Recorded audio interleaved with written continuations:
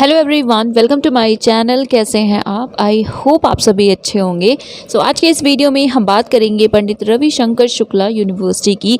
रायपुर में है, एक ग्रेड नैक की तरफ से मिला हुआ है, ओके, एंड इनकी तरफ से इनवाइट किए गए हैं applications for PhD, end of course उसी को हम इस वीडियो में डिस्कस करेंगे। तो देखिए, सबसे पहले आप इनकी ऑफिशियल वेबसाइट पर विजिट करेंगे जो कि है prsu.ac.in, राइट। लिंक आपको डिस्क्रिप्शन में भी मिल जाएगा। फिर स्क्रॉल करेंगे आप ऑब्वियसली, तो उसके बाद आप यहाँ पे देख पाएंगे ये जो कुछ सेक्शंस हैं, तो इसी में एक ऑप्शन है PhD MIS का, ये वाला, राइट। PhD MIS, तो आपको इस पर क्लिक करना है। तो next portal, next web page open होगा जो कि ये है। इसी में आपको सारी इन्फॉर्मेशंस मिलेंगी। तो सबसे पहले आप हेल्पलाइन देख सकते हैं, कोई भी इशू है तो आप कॉल एंड ईमेल कर सकते हैं, एंड कोई भी क्लैरिफिकेशन चाहिए so do contact them, right. After that यहाँ पे आपको 3 ऑप्शंस भी दिख रहे हैं। लिस्ट ऑफ सुपरवाइज़र, ये 28 वाला, मतलब ये काइंड ऑफ पुराना है। ऑर्डिनेंस, ये इंपॉर्टेंट है, ये हम देखेंगे, ब्रीफली डिस्कस करेंगे। देन सबसे पहले आपने अगर ध्यान दिया हो तो लिस्ट ऑफ सुपरवाइजर्स हैं, सेंटर्स हैं, एंड वेकेंट सीट्स है, ठीक है, तो उसे भी देखेंगे। आप और स्क्रॉल करेंगे तो क्विक लिंक्स में देख सकते हैं रजिस्ट्रेशन एंड बाकी लॉगिन वगैरह के ऑप्शंस हैं। रिसर्च सेंटर सर्च करने का ऑप्शन है, नोटिस गाइडलाइंस का ऑप्शन है, देन डाउनलोड्स का ऑप्शन है।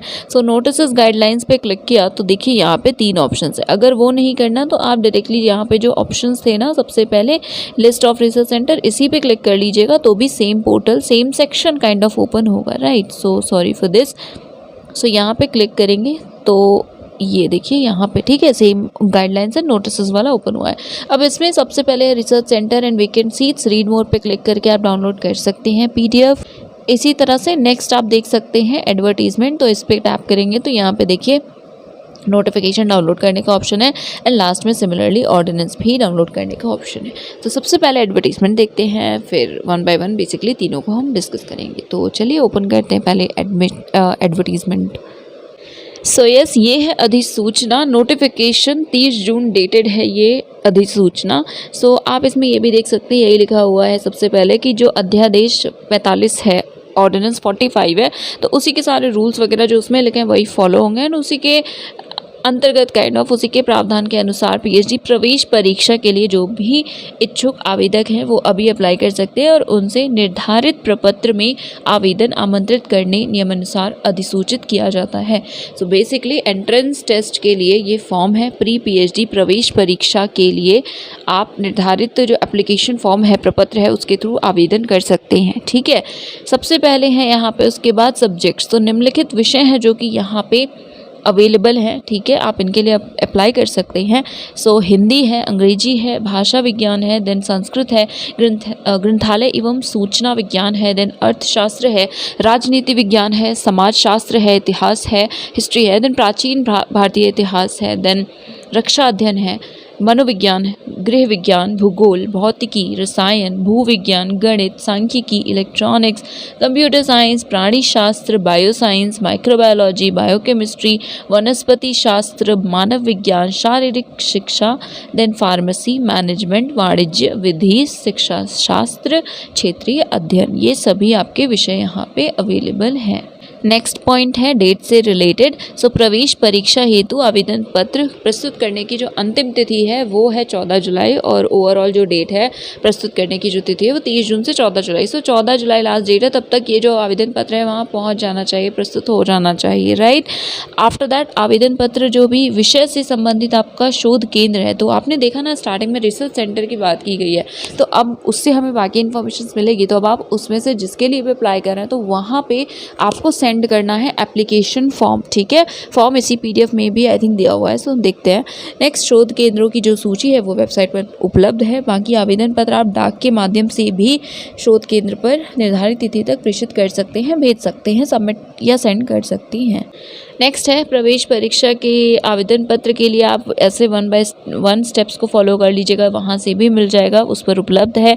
उसके अलावा यहाँ पे है वेबसाइट से आप डाउनलोड कर सकते हैं। फॉर्म के साथ आपको आवेदन शुल्क, एप्लीकेशन फ़ी भेजनी है 500 रुपये, ठीक है। 500 एप्लीकेशन फ़ी है, जो कि ऑनलाइन भी जमा कर सकते हैं। तो आप ऑनलाइन जमा करके जो उसका रिसीट है, उसकी जो रसीद है वो संलग्न कर सकते हैं एंड वो करना ही है, ठीक है, वो अनिवार्य है। या फिर आप डिमांड ड्राफ्ट, बैंक ड्राफ्ट के रूप में उसे संलग्न कर सकते हैं। सो आप बैंक ड्राफ्ट डिग्री भी सेंड कर सकते हैं। तो चाहे तो ऑनलाइन पे करके उसका रिसीट आप करेंगे, रसीद उसका सबमिट करेंगे साथ में, या फिर आप डीडी करेंगे, ठीक है। एंड ये है जो डीडी में आप लिखेंगे पेबल टू, ये सारी चीज़ें। देन नेक्स्ट है कि जो अध्यादेश 45 है, ऑर्डिनेंस 45 है, सो उसके अनुसार जो भी कैंडिडेट्स, जो भी एप्लीकेंट्स होंगे जिन्हें छूट है, जो छूट की पात्रता रखते हैं, तो उनके लिए लिखा हुआ है कि प्रावधान अनुसार प्रवेश परीक्षा में छूट की पात्रता रखने वाले आवेदकों को उपरोक्त निर्धारित समय पर ही संबंधित शोध केंद्र में जमा करना होगा। तो अगर आप एग्जेम्प्टेड हैं तो भी आपको अप्लाई करना है, ठीक है। उसके बाद यहाँ पे है कि जो भी संबंधित डीआरसी होगी उनके द्वारा ऐसे जो भी आवेदन पत्र होंगे एग्जेम्प्टेड कैंडिडेट्स के लिए, तो उनके लिए वही है कि परीक्षण कर लिया जाएगा, स्क्रीनिंग हो जाएगी। उसके बाद अगर आप पात्र हैं तो या जो भी है कंडीशन बेसिकली, उसके बाद आपको बता दिया जाएगा, ठीक है। एंड यस, इसके अलावा यहाँ पे आपने देखा एस्ट्रिक्स लगा हुआ था क्षेत्रीय अध्ययन में, ठीक है। तो अब इसमें क्या क्या बाकी यहाँ पे उसकी इन्फॉर्मेशन लिखी हुई है कि जो क्षेत्रीय समस्याओं को लेकर जो भी चाहते हो इंटरडिसिप्लिनरी रिसर्च करना, जो भी कैंडिडेट्स, तो वो इनमें से किसी भी सब्जेक्ट के लिए अप्लाई कर सकते हैं, ठीक है। तो अगर आप इंटरेस्टेड हो तो इसको देखिएगा। एंड यस, आफ्टर दैट और भी कुछ इंपॉर्टेंट पॉइंट्स हैं। सो जब आप सेंड करेंगे एप्लीकेशन फॉर्म, आवेदन पत्र जो सेंड करेंगे, तो सारी इन्फॉर्मेशन आप एड्रेस वगैरह, पूर्ण पता सब कुछ मेंशन करिएगा, ईमेल एड्रेस, मोबाइल नंबर, सारी चीज़ें, ठीक है। बाकी जो एंट्रेंस है, जो प्रवेश परीक्षा है, वो रायपुर में ही होगी। जो इनका कैंपस है उसमें जो अध्ययनशाला है वहीं पे होगी, आपको जाना होगा, ठीक है। एंड बाकी जो डेट वगैरह है वो आपको, जो तिथि है वो अलग से पृथक से घोषणा उसकी की जाएगी, राइट। सो यस, ये आपको बाद में पता चलेगा। तो अभी ये नहीं पता कि एंट्रेंस कब होगा, बट कहाँ होगा, वेन्यू है same university campus. And yes, बाकी आप सभी को, तो जो भी इंटरेस्टेड हो यहाँ से पीएचडी करने में, चाहे आप एग्जेम्प्टेड हो, चाहे आप इंटरडिसिप्लिनरी में हो, आप सभी को सेम प्रोसेस से अप्लाई करना है। एंड यहाँ पे है कि जिन विषयों में अभी परिणाम आपका नहीं आया, ठीक है, आपने पीजी किया है, स्नातकोत्तर के अंतिम वर्ष में आप हैं, परीक्षा संपन्न हो गई है, परंतु जो परिणाम है वो नहीं आया है, वो घोषित नहीं हुआ है, तो उस केस में क्या आप एलिजिबल हैं? हाँ, आप भी अप्लाई कर सकते हैं। बट वही यहाँ पे भी है कि परीक्षा का जो भी परिणाम होगा वो घोषित होने के पश्चात ही आप काइंड ऑफ एलिजिबल होंगे, एंड तभी आपका एडमिशन जो है वो होगा, अदरवाइज कैंडिडेचर कैंसिल हो जाएगा। यहाँ पे इसी पीडीएफ में देखिए, नेक्स्ट यहाँ पे फॉर्म्स दिए हुए हैं। तो पहला फॉर्म आपने देखा कि यहाँ पे लिखा हुआ है application form for admission to in PhD course, ठीक है, registration as a PhD students. इसमें ईयर बट लास्ट वाला है 22-23, तो मे बी ये पुराना हो या मे बी पुराने स्टूडेंट्स के लिए हो, या जो एग्जेम्प्टेड है उनके लिए हो, ये भी हो सकता है। बट आप देखेंगे तो काफ़ी सारी इन्फॉर्मेशंस तो ऐसी हैं जो लाइक फ्रेशली कोई अप्लाई करे तो उनके लिए होता है। इसके बाद जो नेक्स्ट है उसमें देखिए ये एप्लीकेशन फॉर्म है, तो जिन्हें भी एंट्रेंस देना है उन्हें ये फॉर्म तो ऑब्वियसली फिल करना ही है। लास्ट में एक एडमिट कार्ड का भी ऑप्शन है, तो आई डोंट थिंक कि ये शायद आपको फिल करना हो, या ये भी हो सकता है कि सारा आपको एटलीस्ट सेंड करना हो। बट जैसा मैंने कहा, honestly I am not sure. तो अभी हम ऑर्डिनेंस देखेंगे, अगर उसमें इन्फॉर्मेशन है तो वेल एंड गुड, अदरवाइज़ आपने, अभी मैंने आपको दिखाया था ना कि आपको वो स्टेप्स फॉलो करने हैं एप्लीकेशन फॉर्म को डाउनलोड करने के लिए, तो आप इससे एक बार डाउनलोड कर लीजिएगा, जो फॉर्म होता है उसी को भेजिएगा। एंड आई थिंक जो सेकंड वाला था ना एंट्रेंस, वो तो फिल करना है, बट अभी एग्जेम्प्टेड कैंडिडेट्स को क्या करना है उसमें थोड़ा सा कन्फ्यूजन है। सो वेट कर लीजिएगा, and I request you, suggest you कि प्लीज़ आप कांटेक्ट कर लीजिएगा, जो नंबर है कॉल करिए। एंड आप में से जो भी सबसे पहले लाइक जिनका भी कांटेक्ट हो जाए, इन्हें इन्फॉर्मेशन मिले कि क्या करना है, तो वो प्लीज़ कमेंट सेक्शन में कमेंट कर देना। फ़िलहाल हम जो कर सकते हैं वो करते हैं। तो हम पहले देखते हैं सीट्स, उसके बाद देखेंगे ordinance. So yes, list of research centre. So ये 43 पेजेस का पीडीएफ है। जैसे सबसे पहले आप देख सकते हैं इंग्लिश, तो इंग्लिश सब्जेक्ट के लिए जो रिसर्च सेंटर जहाँ पे इंग्लिश पीएचडी अवेलेबल है वो 4 हैं। सबसे पहले है school of studies literature language, इसी यूनिवर्सिटी का। नेक्स्ट है दुर्गापुर महाविद्यालय, रायपुर में ही है, बाकी आप देख सकते हैं। नेक्स्ट है गवर्नमेंट जे योगानंदम छत्तीसगढ़ कॉलेज, अगेन रायपुर में ही है सब, बट अलग अलग कॉलेजेस है। Last is dB girls PG college. तो ये 4 है जहाँ पे इंग्लिश अवेलेबल है। हिंदी के लिए आप देख सकते हैं 10 है। सो अभी हम सब्जेक्ट्स देख लेते हैं एक बार। एंड सारे सेंटर्स को अगर मैं बताऊंगी 43 पेजेस है, तो ड्यूरेशन लंबा होगा, ड्यूरेशन बढ़ जाएगा इस वीडियो का, सो आप ही बोर होगे। तो हम इसे स्किप कर रहे हैं। आपको क्या करना है, आपको अपने सब्जेक्ट का जो भी सेक्शन है उसमें जाना है। सपोज़ आप हिंदी के लिए अप्लाई करना चाहते हैं तो हिंदी देखेंगे। इसमें आप देख सकते हैं ये सारे कॉलेजेस हैं। तो अब आप जिसके लिए अप्लाई करना चाहें, जैसा लिखा हुआ था कि आपको वहीं पे भेजना है, तो उनका एड्रेस निकाल कर आपको वहाँ पे सेंड करना होगा एप्लीकेशन फॉर्म, ठीक है। सो संस्कृत है, एक ही कॉलेज में है, जो कि गवर्नमेंट DSV संस्कृत कॉलेज है। लिंग्विस्टिक्स भी इन्हीं के ये जो कैंपस है वहीं का स्कूल है, उसी में अवेलेबल है। देन फिलॉसफी है, तो ज़्यादातर तो यहाँ पे कॉलेज जो मेन कैंपस है यूनिवर्सिटी का RSU रायपुर, उसी में है। सो लाइब्रेरी साइंस अवेलेबल है। देन इकोनॉमिक्स है, sociology, geography, history, ancient Indian history, pol science, psychology, then physics, chemistry, geology, maths, electronics, computer science, botany, zoology, anthro, bioscience, microbiology, biochemistry, biotechnology, commerce, management, physical education, home science, defence, then law, pharmacy, education, regional studies. After that अब यहाँ पे आप देख सकते हैं supervisors के नाम, उनके अंडर कितनी सीट है, राइट। सो अब देखिए कॉलेज का नाम भी है यहाँ पे। So first of all DB girls PG college में है प्रोफेसर जया तिवारी, ठीक है। अब इसमें इंग्लिश की 3 सीट्स हैं, यहाँ पे लिखा हुआ है इंग्लिश, ठीक है। तो सब्जेक्ट वाइज सुपरवाइज़र का नाम एंड वेकेंट सीट्स भी दी हुई हैं। सो इससे बेटर क्या होगा, एंड ये ज़रूर देख लीजिएगा कि आपके कैटेगरी में है या नहीं। जैसे यहाँ पे तीनों सीट्स ST की हैं, तो ST के कैंडिडेट से अप्लाई करेंगे तो बेटर होगा, ठीक है। इसके बाद इसी तरह से डिफरेंट आप देख सकते हैं कि पहले इंग्लिश में कितने सीट्स हैं, किस पर्टिकुलर सुपरवाइज़र के अंडर किस कॉलेज में है। इसके बाद आप नेक्स्ट देखेंगे तो टोटल सीट्स 64 अवेलेबल हैं। हिंदी में इसी तरह से टोटल सीट्स जो कि अवेलेबल हैं वो हैं, ओके यहाँ पे टोटल सीट्स नहीं दिया हुआ है, सो इसे टोटल कर लीजिएगा। I can say that around 30 seats है यहाँ पे। एनीवे 21 सीट्स हैं संस्कृत की। देन लिंग्विस्टिक्स एक ही सीट अवेलेबल है। After that library and information science में 9 सीट्स अवेलेबल हैं। हिस्ट्री में यहाँ पे 10 सीट्स टोटल अवेलेबल है। Ancient Indian history again 8। Then political science 32, sociology 44, then geography 17, psychology 19, then next economics जिसमें कि सीट 65 अवेलेबल हैं। After that commerce total seats available 109 है। After that next education total number of seats 105. next physical education 27, then law total 24, then again okay so ये repeat हो गया है बस law 24 seats, then pharmacy 33, management 14, then next defense studies 4, physics 36, chemistry 69, then maths में total 35 seats हैं। Geology 31 seats available हैं।